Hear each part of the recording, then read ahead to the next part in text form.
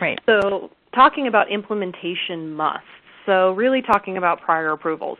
Where do those occur? Having a process in place for doing them. I mean, we all know, right, we have a pretty good idea of the things that we have to receive prior approval on, fixed price, PI change, rebudgeting, if there's carry forward, moving a subaward from another institution, a lot of those things. And again, depends on the sponsor.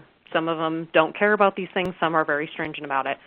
But really knowing whose responsibility it is to obtain those prior approvals. We run into more problems where, who's on first, what's on second, where one person thinks that the other person is the one obtaining the, and, you get 3 years into a project and realize you never asked to have that subaward added in from the sponsor.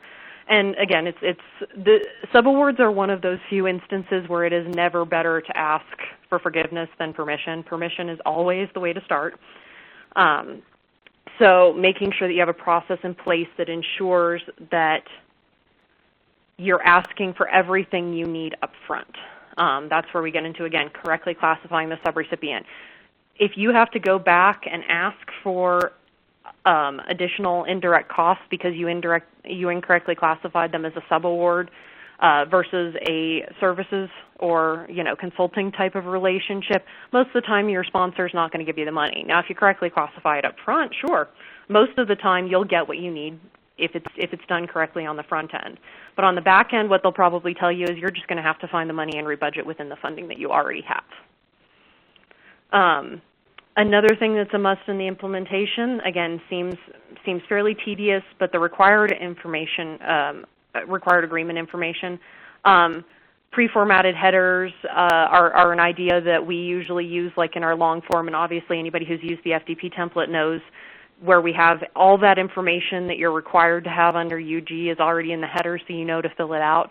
But really making sure you know the FAIN number, the DUNS name, the DUNS number, those sorts of things. Anything that's required under UG needs to be somewhere in the agreement. Now, some people fulfill a portion of that by attaching the prime agreement, which is what we would recommend if it's at all possible. But some institutions, that's not their policy. And so they redact and only add in the terms that they need from the prime agreement. In those cases, you really want to be very careful that you still are including the required information from the NOA into that agreement to meet the requirements of UG. And again, very administrative, but still a requirement.